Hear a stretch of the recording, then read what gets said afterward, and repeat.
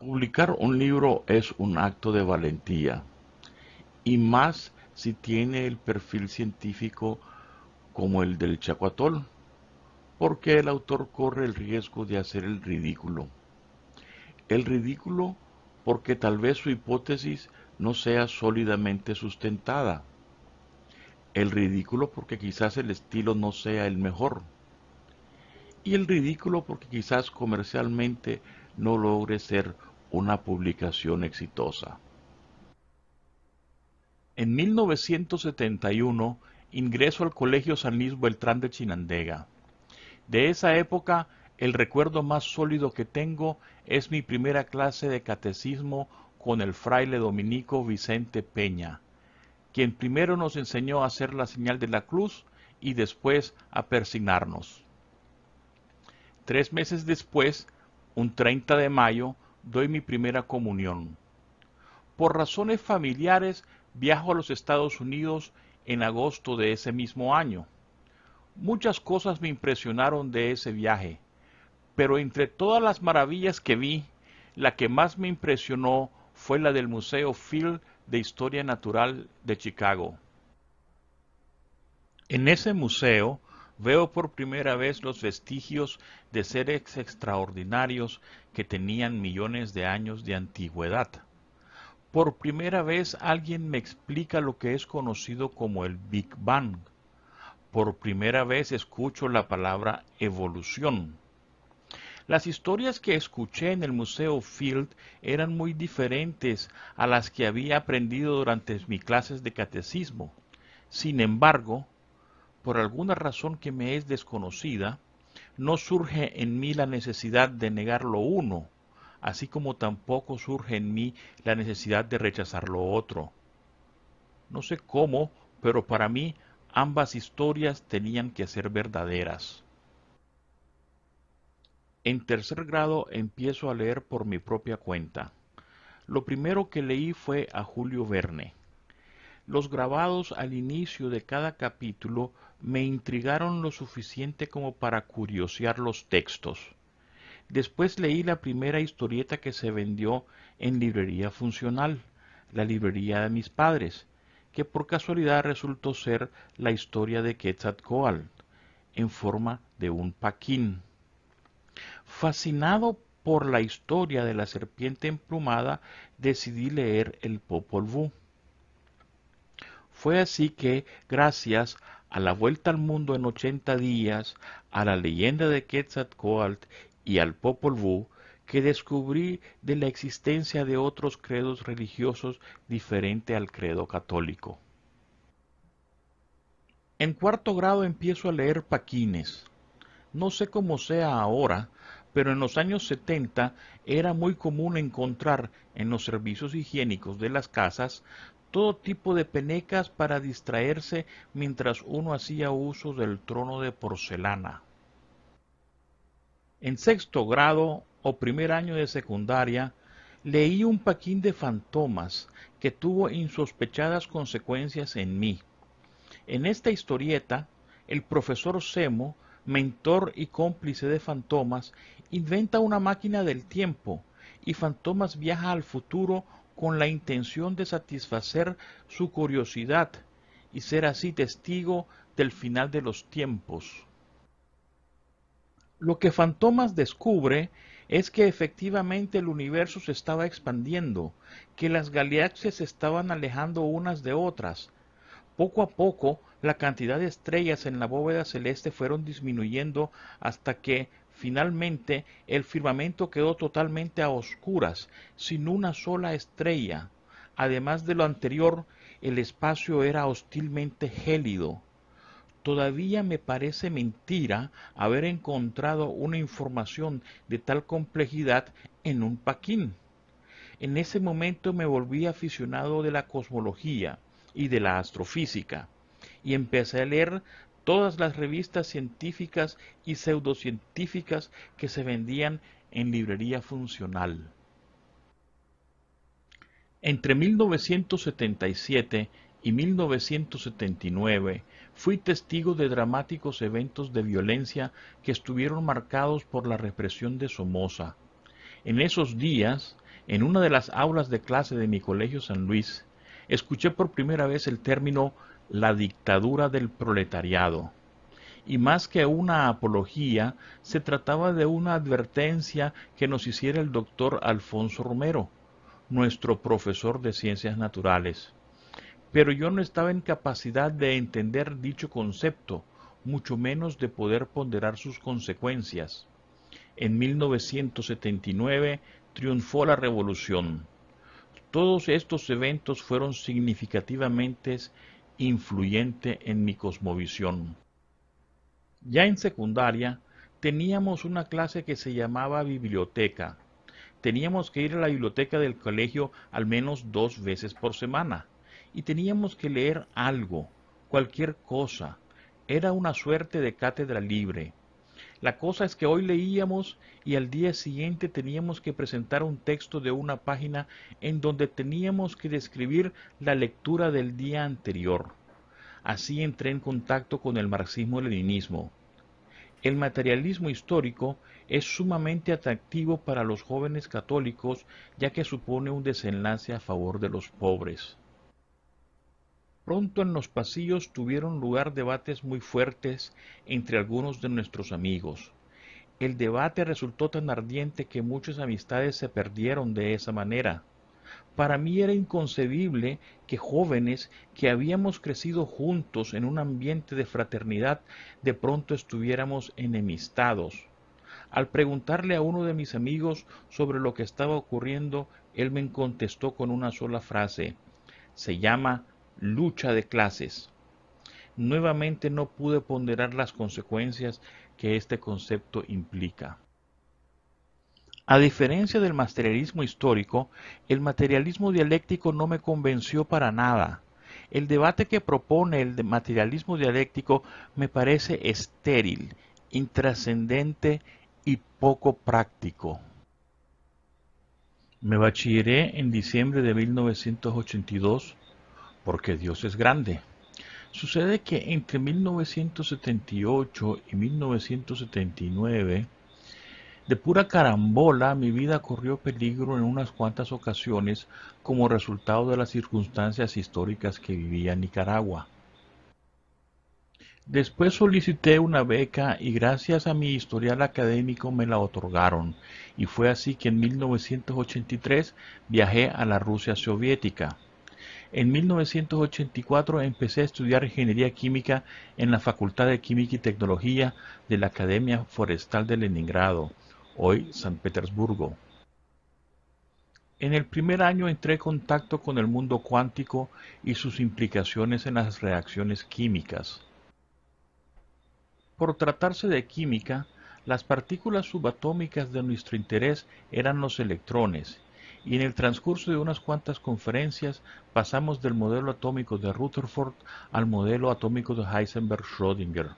El modelo atómico Heisenberg-Schrödinger explica el por qué las reacciones ocurren y cómo ocurren. Entre otras materias, incursioné en la química orgánica, en la química de la madera, en la fisicoquímica y en la tecnología química. En las clases de física nos explicaron el Big Bang como un asunto de cultura general. Igual, en las clases de filosofía nos explicaron la evolución, nuevamente como un asunto de cultura general. Las clases de filosofía se enfocaron en el materialismo dialéctico, el cual supuestamente conduce a un método infalible para el estudio de cualquier asunto científico. Debo admitir que en esta ocasión me pareció un tema interesante, pero insuficiente. El materialismo dialéctico es para mí un planteamiento algo primitivo para mi gusto. Mi nota final fue de excelente. El materialismo histórico lo estudiamos en las clases de economía política. Nuevamente, el concepto de luchas de clase me pareció sobrevalorado. Las clases de economía política se centró en el capital y en la genial contribución de Karl Marx, la plusvalía, la cual supuestamente explica el porqué la distribución desigual del bienestar. En Rusia, los exámenes se dan a viva voce. Uno se sienta al lado del profesor, el profesor empieza a preguntar y uno tiene que responder de inmediato. La última pregunta de mi examen final de economía política fue más o menos así. Mi profesor me dijo: Palacios, usted que viene de un país capitalista, ¿podría decirme cómo se establece el precio en el mundo del capitalismo? Yo respondí cantinflescamente, tratando de decir muchas cosas, y al final lo que terminé diciendo fue a ojo de buen cubero. La verdad de las cosas es que, al parecer, y conceptualmente hablando, para mi profesor de economía política, el precio era una categoría económica sumamente misteriosa. En la clase de filosofía también estudiamos a Abraham Maslow, más que todo para criticarlo. Para los marxistas soviéticos, los planteamientos de Maslow tenían un carácter pequeño burgués, ya que no consideraba a la lucha de clases en su modelo. Pues bien, como buen pequeño burgués que soy, hay mucho de Maslow en el chacuatol.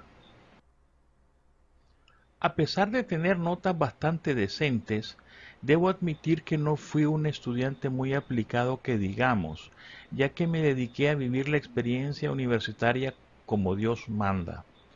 Bueno, finalmente me gradué en el verano de 1989 y me otorgaron el grado académico de Master of Science. Me casé, regresé a Nicaragua, tuve la oportunidad de saborear la áspera astringencia de un año de desempleo, tras el cual milagrosamente empecé a laborar. La seguridad de un ingreso nos motivó a mí y a quien en aquellos días era mi esposa a procrear. Y fue así que un 11 de marzo de 1992 nació Mijail. Los vientos del destino me llevaron a Incae. Una enorme cantidad de fascinante información estuvo a mi disposición. Supe de la existencia de Keynes, de Friedman. Por ser ya un hombre formal, un hombre de familia, en esta ocasión sí tomé mis estudios mucho más en serio. Pero lo más importante es que en Incae caí bajo la influencia del método socrático, algo sobre lo cual hablaré más adelante.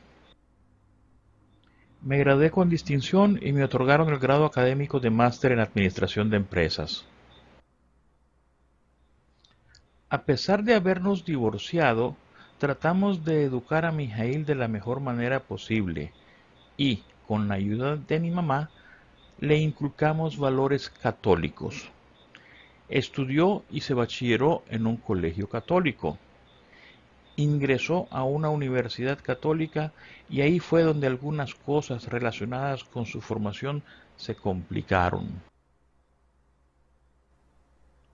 Mi hijo se topó con un grupo de fanáticos religiosos que negaban la evidencia cosmológica y evolutiva y que se hacen llamar creacionistas.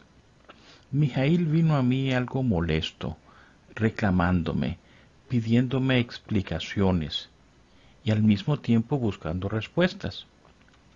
A pesar de todo lo estudiado, a pesar de mi cosmovisión católica, debo admitir que no contaba con un punto de apoyo doctrinal que me permitiera darle una respuesta seria, madura y contundente. Entonces opté por callar.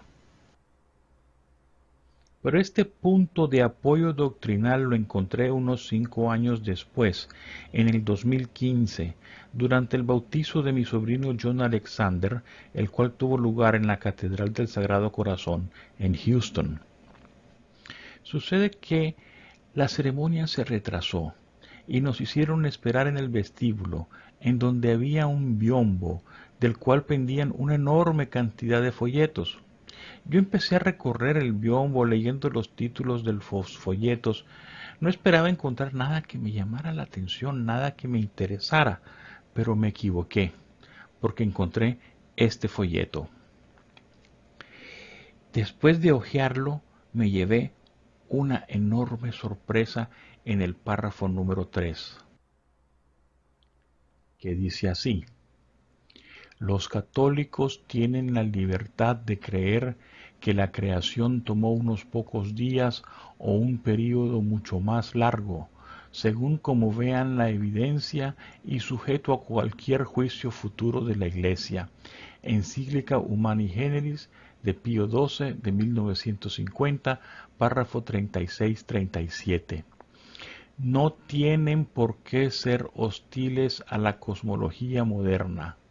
El Catecismo de la Iglesia Católica afirma: muchos estudios científicos han enriquecido espléndidamente nuestro conocimiento de la edad y las dimensiones del cosmos, el desarrollo de las formas de vida y la aparición del hombre. Estos estudios nos invitan a una admiración aún mayor por la grandeza del Creador. Catecismo de la Iglesia Católica, párrafo 283. Sin embargo, lo mejor estaba al final. Nihil obstat. Nihil obstat significa que nada se interponga. He concluido que los materiales presentados en este trabajo están libres de errores doctrinales o morales. Bernardin Carn, Serson Librorum, 10 de agosto del 2004. Imprimatur. De acuerdo con el Catecismo de la Iglesia Católica de 1983, párrafo 827, se otorga permiso para publicar este trabajo. Robert Brom, obispo de San Diego, 10 de agosto del 2004. ¿Qué significa todo esto? Significa que este folleto viene con la bendición de la Inquisición. Sin embargo, para mí, las evidencias cosmológicas me indican que la creación tomó tan solo una muy pequeña, pero muy pequeñísima fracción de segundos. Esta es la fracción de segundo más pequeña que hasta la fecha la ciencia ha logrado ponderar. Es un número que no me atrevo a pronunciar. Pues bien, la creación duró mucho menos que ese impronunciable número.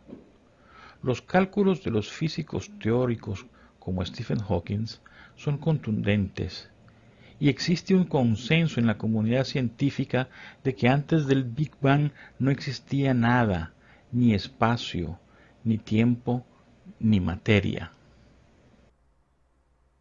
En ese brevísimo lapso de tiempo, de la nada surgió el espacio, toda la materia del universo, y con ella las leyes de la física y la química, de la genética y la selección natural. Después de leerle el párrafo a mi mamá, le planteé mi percepción de la creación y le pregunté: ¿qué Dios es más poderoso? ¿El que creó el mundo en 6 días o el que lo creó en una fracción de segundo? Ella me dijo: los dos son igual de poderosos. Una respuesta sencillamente genial. Observemos este diagrama.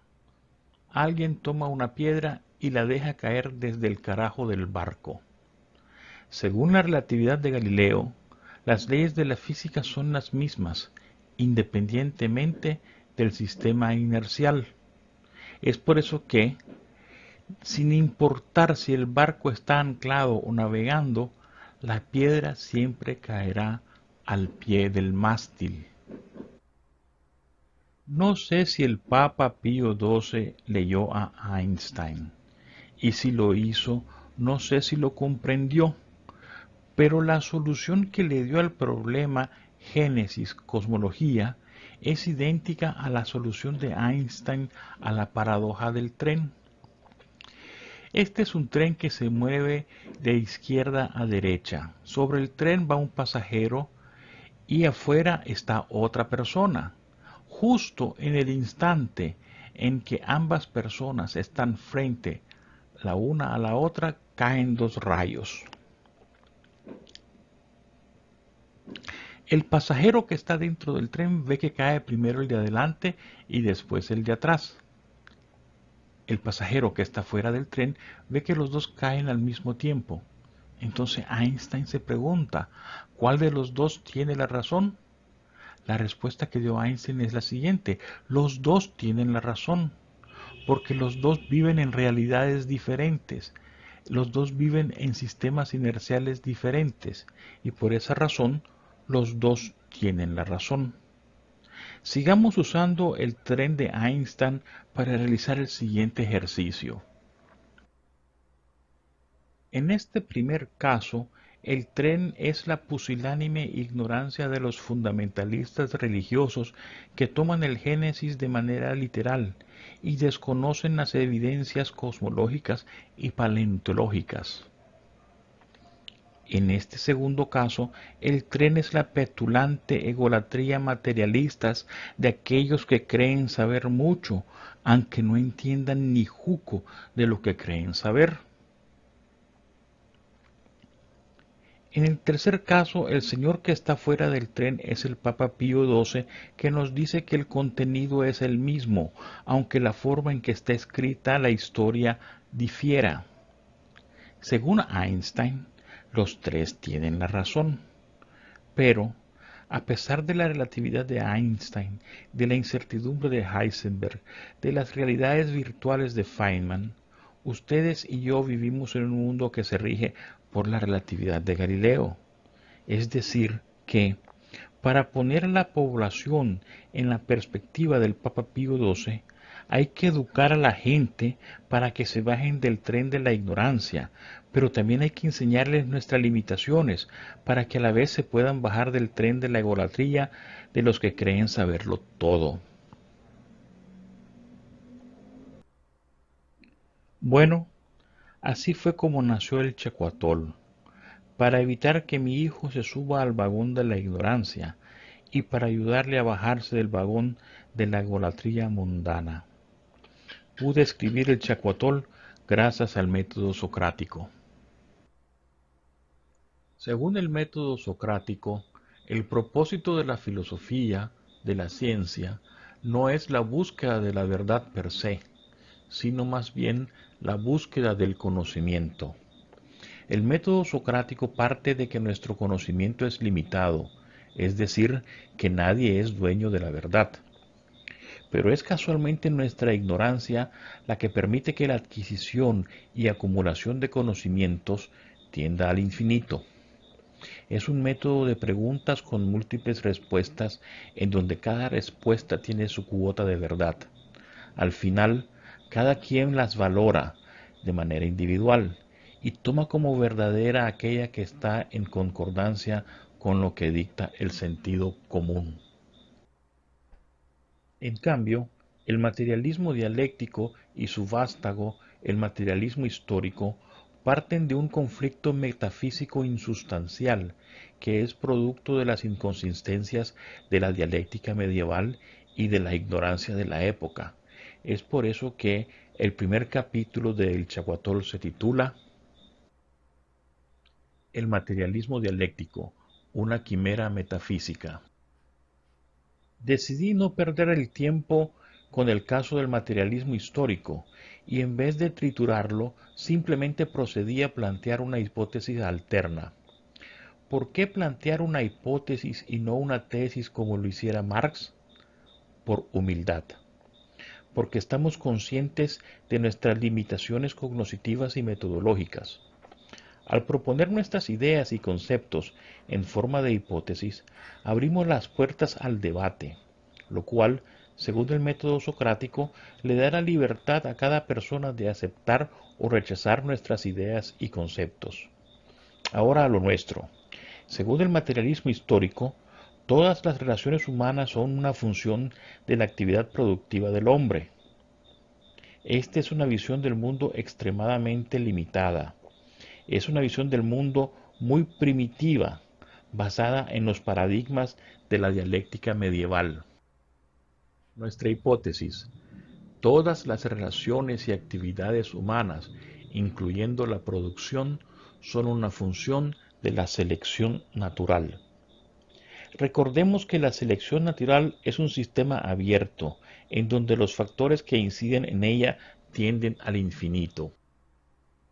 La selección natural es un fenómeno muy complejo que se disimula de las maneras más insospechadas, El objetivo de la selección natural es el de transmitir la información genética de una generación a otra, pero la selección natural se rige de acuerdo a mecanismos que van más allá de nuestra humana comprensión. Son los dados que lanza Papachú en cada fracción de segundo. Los dados de la selección natural tienen 6 caras. 5 de ellas permite a los individuos transmitir su información genética, mientras que la restante se los impide hacerlo. Es decir que no todos los individuos están destinados a procrear. Por ejemplo, el apéndice.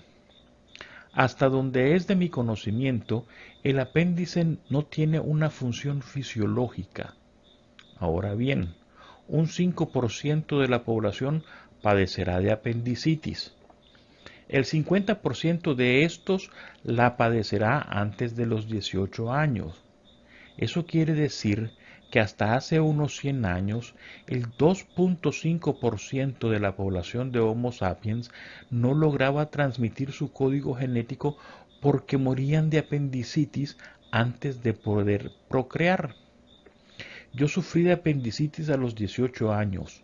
Si no me hubiesen operado exitosamente, mi hijo no habría nacido. Quizás mi ex esposa habría procreado otro niño, pero este hipotético niño no tendría mi información genética. Ese otro niño no sería Mijail. Igual es el caso del homosexualismo y lesbianismo. Este tipo de comportamiento sexual no es una enfermedad, ni nada del otro mundo. Simplemente es una de las formas en que se manifiesta la selección natural. Sucede que este tipo de inclinación sexual reduce sustancialmente las probabilidades de que estas personas puedan transmitir su código genético. En otras palabras, ha habido, hay y habrán homosexuales y lesbianas, porque, para bien o para mal, por razones que sólo le conciernen a la selección natural, estas personas no están destinadas a transmitir su información genética a la siguiente generación. Ahora procedo a definir lo que yo entiendo por selección natural.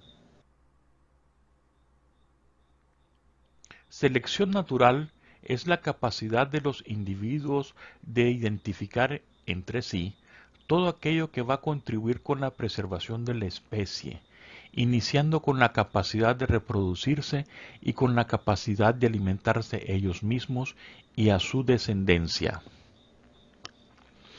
El resto de la obra está destinada a fundamentar nuestra hipótesis.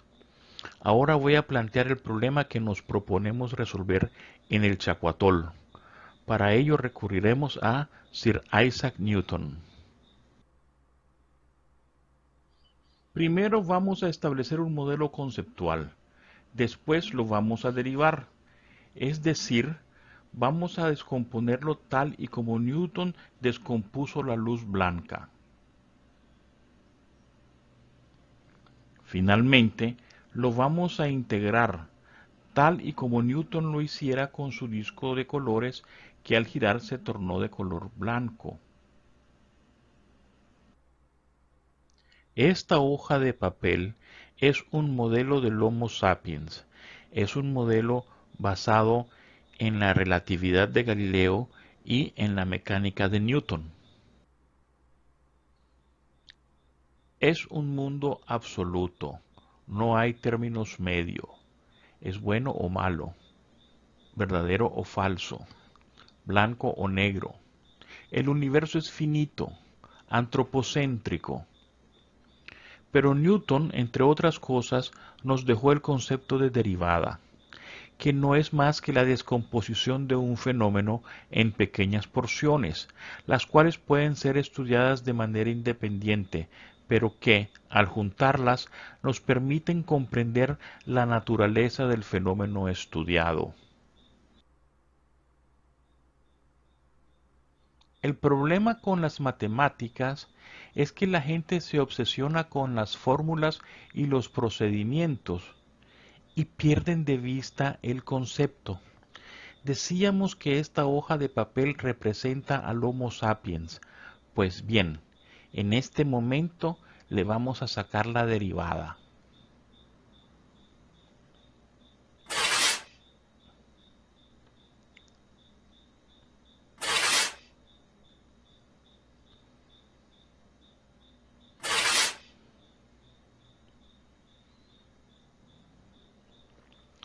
Cada trozo de papel es un pequeño componente del Homo sapiens. Conceptualmente hablando, cada trozo de papel es una derivada parcial. La religión es una derivada parcial muy importante en la existencia del Homo sapiens. No en balde, el 83% de la población mundial practica algún credo religioso. A pesar de ello, es insuficiente. El objetivo del fundamentalismo religioso es la creación de un Estado que se rija exclusivamente bajo los criterios de la religión. Los chiitas en Irán, los sunitas árabes, los talibanes en Afganistán, el proscrito Estado Islámico en Siria y hasta un no muy lejano siglo XIX, la Inquisición. Pero el fundamentalismo católico aún persiste en el siglo XXI. Este es el Hospital Mercy de Chicago, un hospital que tiene una relación muy cercana con mi familia porque mi madrina laboró como médico ginecólogo durante 40 años, porque mi abuelo fue tratado contra el cáncer, gracias a lo cual su vida se le prolongó 14 años más.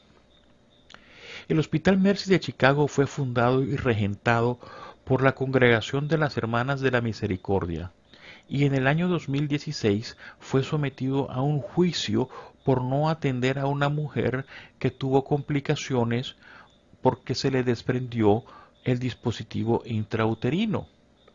La paciente alegó que no la atendieron porque se trata de un método anticonceptivo que no es aprobado por la Iglesia Católica. No me toca a mí acusar, juzgar, mucho menos condenar el hecho. Simplemente me remito a presentar el tipo de dilemas y las decisiones que pueden tomarse si solo se aborda el problema desde la perspectiva de la religión. Los liberales y neoliberales consideran que la poca o nula intervención estatal es lo más saludable para la sociedad y que el mercado se encargará de colocar cada pieza en su lugar, alcanzando de esta manera el bienestar social. Hace 300 años, el padre de la economía moderna, Adam Smith, dijo: la ambición individual promueve el bien común. 300 años después, la historia ha demostrado que es la solidaridad la que promueve el bien común. Volvamos a mi querido Hospital Mercy de Chicago. 171 años después de estar atendiendo a los pobres y no asegurados, a los negros de Chicago, el hospital no podía continuar operando bajo la visión mercantilista del Medicare de los Estados Unidos, y la situación llegó a tal extremo que los donantes dijeron que la calidad tiene un límite. Cerró operaciones y con la intención de salvar el juego fue vendido por la increíble suma de $1. Esta es una demostración de que la mano invisible de Adam Smith no solo no hace milagros, sino que de vez en cuando es capaz de provocar uno que otro desastre. Los marxistas quieren explicar todo a través de las relaciones de producción, y según ellos, la lucha de clases es el motor de la historia, y la definición de plusvalía el genial logro de Marx.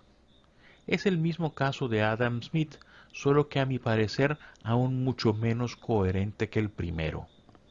Según ellos, La propiedad comunitaria resolvería el problema de la injusta distribución del bienestar. Según los marxistas ortodoxos, los bolcheviques, el cambio solo se puede lograr a través de la revolución, la cual tiene como único propósito establecer la dictadura del proletariado. Esta visión se cimentó durante los 10 días que duró la insurrección que pasó a la historia como la Commune de París. Sobre el socialismo bolchevique no hay mucho que decir. La historia ya se encargó de dar su veredicto.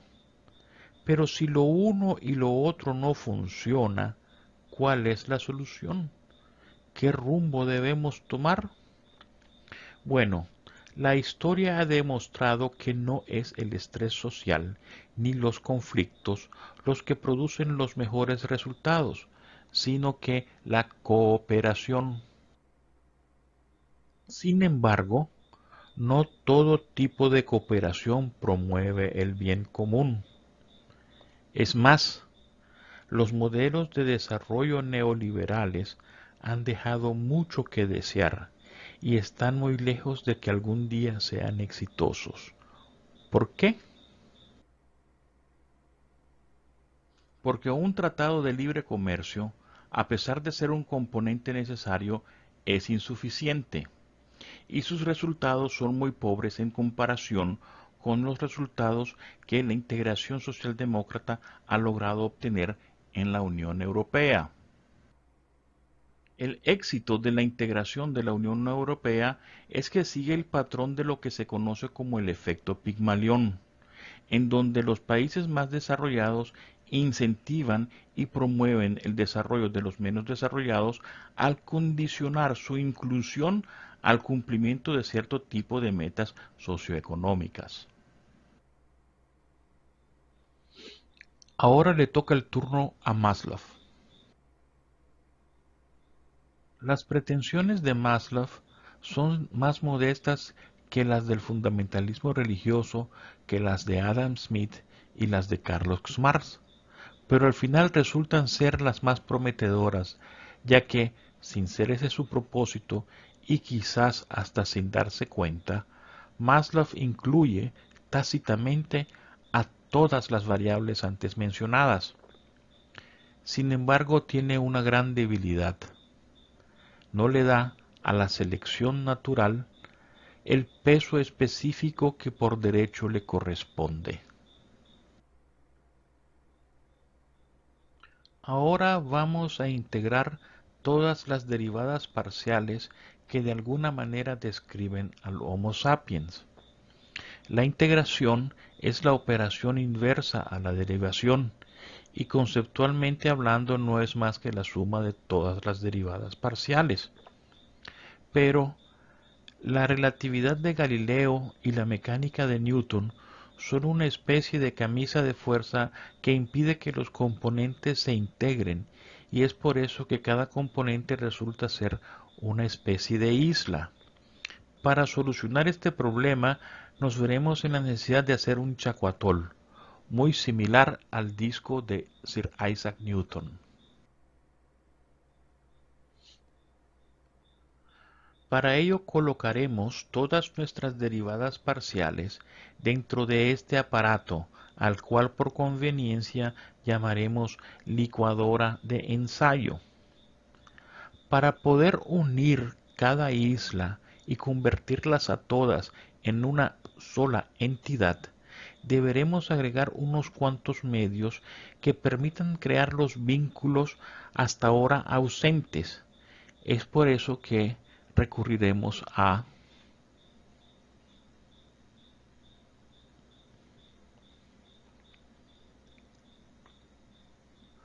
la selección natural de Darwin,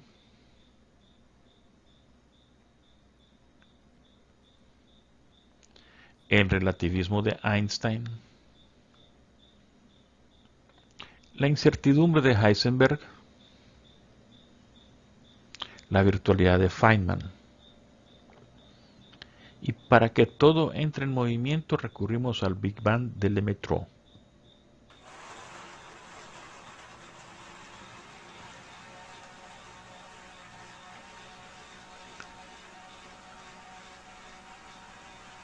Si pudiéramos ver un átomo a simple vista, se parecería mucho al chacuatol que está dentro de esta licuadora de ensayo, la cual también puede servir como un modelo de una galaxia o de un agujero negro.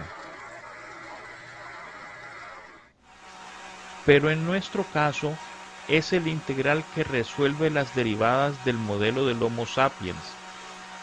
Es gracias a este modelo conceptual que logramos transformar el concepto de las jerarquías de las necesidades de Maslow en el concepto de las mezclas de las necesidades de Maslow, el cual funciona bajo los mismos principios del modelo atómico de Heisenberg. Es un sistema multidimensional o multifactorial, como quieran ustedes llamar, y no puede ser representado por una sola imagen bidimensional. Es por eso que para expresar este modelo se tiene que recurrir a múltiples imágenes. En el caso de las mezclas de las necesidades humanas, además tuve que recurrir al auxilio de pequeños textos. Gracias a ello, el concepto de la mezcla de las necesidades humanas luce así. Según mi modelo, las necesidades están siempre latentes y se estimulan en dependencia de las circunstancias particulares a través de la vida de cada individuo y de la especie. En algunas ocasiones tomaremos actitudes de refugio, en otras de aventura. En general, el neoliberalismo y el socialismo promueven las relaciones de sobrevivencia, caracterizadas por el tener y mandar. La socialdemocracia, en cambio, promueve las relaciones de crecimiento, caracterizadas por el hacer y el administrar. El método científico estimula que para verificar la solidez de un concepto, éste debe poder expresarse a través de una ecuación matemática. Pues bien, este concepto que están viendo matemáticamente luce así. Para poder representar matemáticamente a la mezcla de las necesidades humanas, tuvimos que recurrir a un sistema de ecuaciones eulerianas. En el chacuatol presento un modelo matemático euleriano de 31 derivadas parciales, las cuales describen al Homo sapiens. Pero si llevásemos el ejercicio hasta las últimas consecuencias, obtendríamos un modelo matemático euleriano de 333.000 alucinantes derivadas parciales. Todavía estaría escribiendo esa fórmula. Lo importante sí es que, conceptualmente, en la fórmula resumen están contempladas todas las derivadas parciales, incluyendo las que no escribí. Es gracias a este modelo que, 35 años después, le pude responder a mi profesor de economía política la última pregunta de aquel examen final. Este sistema de ecuaciones es el punto de partida que nos permitió definir los conceptos conocidos como la oferta y la demanda, y, con ellos, presentar el mecanismo de fijación de precios. Es a través de simples conceptos y una que otra operación matemática que logro describir el mecanismo de cómo es que se establece el precio. Fue entonces que comprendí por qué para mi profesor de economía política el precio resultaba ser una categoría económica sumamente intrigante. Sucede que, al realizar el procedimiento que en lógica matemática se conoce como reducción al absurdo, demuestro que la tesis de la plusvalía de Marx no puede explicar el fenómeno sociológico conocido como la distribución desigual del bienestar. Y por lo tanto, es lo que en el método científico se conoce como un falso positivo. Pero entonces, ¿cuál es la causa de la distribución desigual del bienestar? La distribución desigual del bienestar es un asunto totalmente ajeno a la naturaleza malvada de los fétidos capitalistas. simplemente es un fenómeno como cualquier otro y por eso tiene una naturaleza probabilística, lo cual es plenamente sustentado a través de las matemáticas de las grandes poblaciones de Gauss y el principio de incertidumbre de Heisenberg. Si estas aseveraciones que acabamos de enunciar son verdaderas, entonces la economía está supeditada a las leyes de la física. Eso nos condujo a revisar con detenimiento la noción del circuito microeconómico y, al hacerlo, pudimos corroborar que las leyes de la termodinámica tienen total vigencia en la economía. Enunciaremos cada componente de la termodinámica, pero para hacer más comprensible nuestras ideas, alteraremos un poco el orden. El circuito microeconómico no es más que la expresión de la ley de la conservación de la energía. El bienestar de los empleados promueve el bienestar de los empleadores y el bienestar de los empleadores promueve el bienestar de los empleados. Pero todos sabemos que en la vida real eso no es así. ¿Qué es lo que pasa? ¿Hay alguna fuerza maligna que hace que las cosas no funcionan como deberían funcionar? En apariencia, el circuito microeconómico debería conducir al santo grial de la física, que no es otro que el movimiento perpetuo. Pero es aquí en donde la segunda ley de la termodinámica nos mete una zancadilla, de tal manera que no todos los recursos de una empresa generarán utilidades. No todo el salario se transformará en calidad de vida. Conceptualmente hablando, la inflación es para la economía lo que la entropía es a la física, pero no todo está perdido. Y es que al igual que en los procesos mecánicos, apelamos a la primera ley de la termodinámica, que no es otra cosa que la ley de inercia de Newton. La economía es como un juego de billar. Si se golpea la bola correcta, en el ángulo correcto, con la fuerza adecuada, es posible obtener los resultados económicos sociales deseados. De tal manera que, si se promueve la calidad de vida de la población, entonces se promueve la rentabilidad de las empresas. ¿Cómo hacemos que esto ocurra? Hasta la fecha, los países socialdemócratas han resuelto exitosamente esta situación a través de concertaciones. Para la socialdemocracia, la violencia social es un síntoma de que algo en la sociedad dejó de funcionar. El cambio se puede lograr dentro del marco democrático a través de negociaciones y compromisos, y esto se puede apreciar en el índice de progreso social. Hasta la fecha, y a pesar de todas sus debilidades, el modelo de desarrollo socialdemócrata de la Unión Europea ha sido el más exitoso. Según la tercera ley de termodinámica, el equilibrio térmico siempre conducirá a una temperatura que, sin importar qué tan baja sea, siempre será mayor que cero. Eso en el circuito microeconómico se manifiesta de la siguiente manera. Mientras haya Homo sapiens, siempre habrá, alta o baja, algún tipo de calidad de vida que inevitablemente se transformará en ingreso para las empresas. En resumen, la rentabilidad de los empleados es proporcional a la rentabilidad de los empleadores. Si se promueve la calidad de vida de la población, entonces se promueve la rentabilidad de las empresas. No todos los recursos de una empresa generarán utilidades. no todo el salario se transformará en calidad de vida. Mientras haya Homo sapiens, siempre habrá algún tipo de calidad de vida que inevitablemente se transformará en ingreso para las empresas.